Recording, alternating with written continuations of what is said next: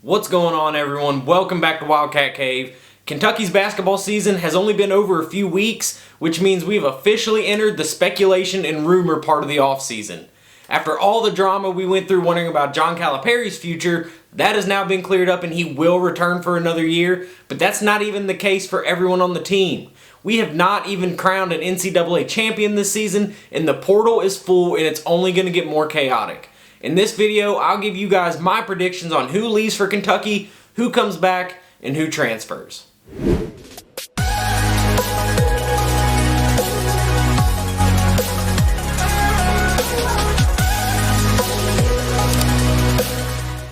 As always, guys, before we go any farther, go ahead and hit that subscribe button for me. Let's keep growing this channel. I have a lot planned for this spring and summer that you won't want to miss. Also, after you subscribe here on YouTube, be sure to also follow me on X at WildcatCaveBBN. Coach Cal has put himself between a rock and a hard place this offseason. College basketball has changed with the NIL and portal era, and the thing Cal has always been elite at was managing super talented freshmen. But in this new era, I'm not sure that philosophy still works. Guys are older now. I believe only 3 out of 80 starters in the Sweet 16 were freshmen, and Cal has even came out and said that they need to get older and more physical. But he's also brought in 6 more freshmen this coming season. So how do you build an older roster? Ideally, you'd have some guys return and hit the transfer portal hard. But you can't have 20 guys on the roster and he isn't going to tell these incoming 5-star freshmen that they won't play or they need to decommit. How he manages that will be really interesting, but I really don't know how you can be an older team while bringing in 6 freshmen who he is surely going to play. But that also leads to another problem, which is how do you recruit guys back to school and not have them all transfer? There are very few people from this past team who are a lock for the NBA, so that means a lot of decisions will have to be made. Honestly, all of these predictions I'm about to give you guys are going to be a crapshoot. Each guy is in such a unique position with the draft, the portal, NIL opportunities, that it's going to be nearly impossible to really know what will happen. Not to mention that dudes can entertain all 3 of those options for like 2 months before deciding. But here's what I ultimately think will happen with each player. We're going to start with the obvious ones here, guys. Trey Mitchell, first and foremost. He's a 5th-year senior. He's graduated. He might test the NBA waters, but either way, he has no more eligibility, and he will not return. Along with Antonio Reeves, his eligibility is also up. I think he's played himself into an NBA player. I don't know if he'll get drafted, but he'll definitely get his shot. But either way, Antonio Reeves and Trey Mitchell are both gone. And then it comes into real decision-making here. We'll start with Rob Dillingham. He's, of course, probably the one dude on the team you know 100% for sure is not returning. He is definitely going to the NBA. It's just a matter of time before he announces it. I don't think there's a thought in his head or his camp's head that, hey, maybe we return for another year. He's projected as a top 5 pick and almost assuredly is gone to the NBA. Next, we have Adu Thiero. Right now, as I'm sure most of you guys know, he has already entered the transfer portal. He's going to test his NBA feedback and keep all options on the table is what he's saying. Out of all the guys that have the portal option, he is probably the most likely to return. So my prediction for Adu, he's going to test the NBA waters, and then he's going to test his NIL opportunities in the portal. But ultimately, Kentucky is going to do whatever they need to get him back. So I do think Adu Thiero returns to Kentucky next season. Up next is Justin Edwards. He's in a real weird predicament here. He is the type of guy that NIL was made for and for him to return to college. Now, he does have a lot of NBA ties. I'm not sure if he's a clutch guy or not, but either way, I do think he's going to test the NBA waters. If he can get himself or a team to say, yes, you're going to be a first-round pick, and as long as he feels confident in that, even if it's a late first-round pick, I do think that he goes to the NBA. I don't think he has much interest in being a sophomore in college. I think that, in the mock drafts before the season, he was projected as the number 1 overall pick in some drafts. So I don't see a world in which he returns, but if he does, I think he goes portaling and ultimately does not come back to Kentucky. So no matter what, I think it's likely he goes NBA, But either way, I don't think he's on next year's team. And then we have Aaron Bradshaw. He is a clutch guy. Again, another, lottery pick projected at the beginning of the season. Obviously didn't have the season that he probably wanted to have. He did seem like he really enjoys being at Kentucky. There was, of course, rumors going around before the season that he was going to transfer to USC, and that's what his camp wanted him to do. I don't think he goes NBA. He may test the waters. I'm not sure. I don't think he'll get the feedback that he wants. So I do think it's just a matter of time before he hits the portal. Whether he leaves or not, I'm not 100% confident. It probably depends on what he thinks of the incoming class and who else returns. But ultimately, I think he hits the portal and he's not in a Kentucky uniform next year. Now, another big that we have is Big Z. This one is as close as any of them, in my opinion. Big Z is an older guy. He's already went through the draft process twice, which I believe is your max. I don't think they let you go back a third time and test it out. So his decision is all in one way or another. I don't think the portal's really an option for him. I do think it's NBA or bust, kind of. He either goes with NBA or he's 100% back here, and there's not much gray area in between. But because of that, I don't think he had this, with his eligibility issues that he's had this year, didn't get to play half the season, had some up and down games, moments he didn't play. Ultimately, I do think Kentucky will put together a package that suffices him and his camp. I think his plan all along was a one and done here. But with the way the season played out, I think that, with no NBA guarantees, there's a good chance he comes back, and I'll officially put my stamp on it and say that Big Z is also back. And then we have Jordan Burks. Out of all the guys that may be locks to come back, Burks might be the guy. I think, he was an overtime elite star, the leading scorer. We saw flashes of him this year of what he can be, but overall, I don't think he had the season or the production that he wanted to have. He definitely didn't play himself into the NBA. I think he likes being at Kentucky. I think he trusts Cal and likes his system and has a real opportunity to get some real minutes next year. We've seen that he is and can be really impactful. So I think Jordan Burks is almost 100% lock to come back. And then we have Ugonna Onyenso. This dude, he definitely exceeded my expectations for him. Definitely got a lot more run. He improved a ton. I don't think he's an NBA player yet, even though a few drafts had him late in the second round.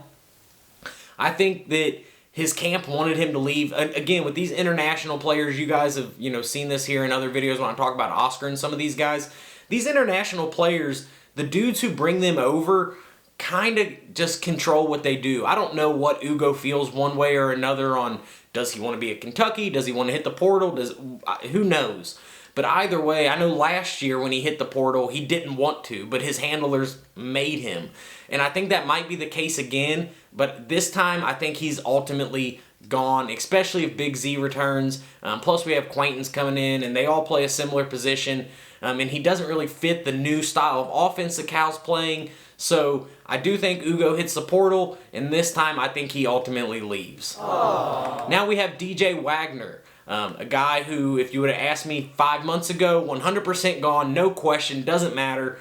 I think he will test the NBA waters just to see the feedback he gets. Again, he's probably like Edwards. If he gets a team to say, we're definitely taking you, then he's probably gone. But I think there's a pretty good chance that this dude comes back. I think the NIL will be there. I think, him and his family really, really trust Calipari to turn him into that NBA guard. He didn't have a bad season here by any means, but he definitely wasn't that breakout, one-and-done superstar freshman like we all kind of thought he would be coming in. I think if he comes back, develops an outside shot more consistently, really locks into the defensive side, then he can play himself into the lottery in the NBA next year. Even though it is going to be a stacked class next year, a sophomore DJ Wagner, I think, really can put himself head and shoulders maybe above the rest of the guys that'll be going next year. And then finally, we have the one everybody wants to know, Reed Sheppard. Reed is in definitely the most unique situation out of any of those guys. If he comes back, he will be a top 5 NIL guy in definitely college basketball, probably all of college athletics. But to say that there's no pull to the NBA is also insane. He's played himself into definitely a lottery pick, and by some accounts, a top 5 pick. So how do you weigh your dad and mom both played here? Your dad was MOP of the Final Four. Your dream has always been to go to the NBA, but it's also always been to play at Kentucky. And had Kentucky gone on a decent run in the tournament this year, I think it's almost assuredly that Reed is gone. But because the way the season ended, and they lost in the SEC tournament in the first round, and they lost in the NCAA tournament in the first round, this seems to be a real head versus heart decision. Your head and your dad, who's a financial advisor, would 100% say the money is better in the NBA. Your stock can't go much higher than it is now. You're going to be scrutinized coming back next year with every move you make. But you're a Kentucky kid. You love this program. Your parents played for the program. You didn't have the final hoorah like you wanted to. If this is any other player in college basketball, they are 100% a lock to the NBA. Reed Sheppard might be the one dude in the one situation where not only will he make plenty of money coming back, not as much as he would in the NBA, but he would make more than enough coming back that there's enough pull to at least consider. If this is any other guy on this team, any other guy in the country, they leave. But Reed Sheppard has just enough ties to Kentucky to consider coming back. Now, in my opinion, a guy like him has yet to come back to college, so I'm going to say he is gone. I think it's probably 65-35 that he's gone, but that 35% is a real chance that he returns. And while it would be shocking maybe if a guy like him returns, it also wouldn't be because of who he is. Aww. So overall, that has only DJ Wagner, Jordan Burks, Big Z, and Adu coming back to this team. Now you couple that with 6 freshmen coming in, maybe a 7th that they're going after, and then that's 10 guys, maybe 11, and then again, this presents you with the problem of how do you get older? You only have enough roster spots for maybe 2 or 3 transfer guys. Your oldest guy next year, besides the transfers, would be Adu in this situation. You're going to have a couple sophomores, but you're still not really that older team that, Cal and what seems to be the new era of college basketball is having these older veteran guys. So it really creates an awkward conundrum. The way it should work is Cal brings in these freshmen, gets who he can to come back, hit the portal as hard as you can and not wait for these guys' decisions, and then just play your best dudes, whether it's freshmen, whether it's older dudes. Stop, catering to these young NBA talents, the Quaintances and the Billy Richmonds and whoever else we have coming in. If they are good enough to play, great. But if not, you have to pick your 7 or 8 guys and go, which was a lot of the problem, in my opinion, this past year. Now for the staff, like I said, we all know that John Calipari is coming back. That's not a secret. However, I had said here, and it had been out there pretty publicly, that in order for Cal to come back, Mitch was going to demand change. And it looks like that just didn't happen. Now a lot of the media is saying that there will be probably no staff changes, maybe one, when before the meeting with Cal and Mitch, it looked like there was going to be at least 2, maybe 3. So, I don't know, man. I think this is a really bad look. If I'm John Calipari, maybe he doesn't have the self-reflection that most of us do, but how can you run it back with the same group you've had for the past 3 seasons that may have been the worst 3 seasons in Kentucky basketball? So, I don't understand how Cal looks at this group of his staff and goes, these are the guys we need to have back. In my opinion, I think without a doubt, Chin Coleman needs to be gone. If you followed it at all, you know that he is much more interested in going to Centro and going to downtown and to the bars and to Jeff Ruby's than he is about coaching basketball. He was supposed to be the defensive mastermind behind, this whole system, and ever since he's got here, our defense has steadily gotten worse up until this year. Bringing Chin Coleman back is an absolute mistake. His one job was to go coach the defense and obviously recruit and some other stuff, which I don't know how he does in that. Maybe he's good. But either way, his one area of focus was supposed to be scouting the defense, and we have been atrocious at that. Bringing him back it could be one of John Calipari's biggest mistakes. I don't know how you look at this staff and think we have done well enough the past few seasons since they got here to justify bringing him back. And then you have Bruiser Flint. I'm not 100% sure what his role is. He just seems to be Cal's friend, to be honest with you. Again, before the meeting with Cal and Mitch, I would have expected both Chin and Bruiser. You know, Cal doesn't fire guys, but they find new jobs. That's what I would have expected for these guys. There's still time. I know it's early in the offseason still. That can all still happen. But the coaching carousel started, and if you're going to make these changes and you want the best of the best, you need to go ahead and do it. And I don't personally see how you bring, at the very least, those two guys back to your staff and expect anything different. You know, getting rid of some guys would have went a long way with the fans to show that you were all in on, you know, changing your philosophy and your style and making things right again. But just sticking by your dudes to run it back a third or fourth year with the same results we've gotten is just not the way to do it, in my opinion.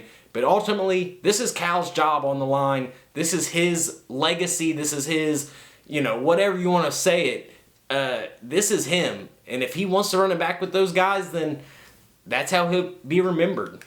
Now, overall, this is not going to play out in the next few days, weeks. With deadlines for the NBA and the transfer portal, it will likely be June before we have a final roster. But even then, we didn't know our whole team until August last year. This is just the landscape of college basketball now until the NCAA puts new regulations in place. So we'll just have to follow along with all of the insanity through the offseason. That is going to wrap up this video, guys. Thank you all for watching. Let me know in the comments who you think is coming back, and subscribe to the channel both here and on X so you don't miss out on all of the offseason fun. I'll see y'all in the next video. Go Cats!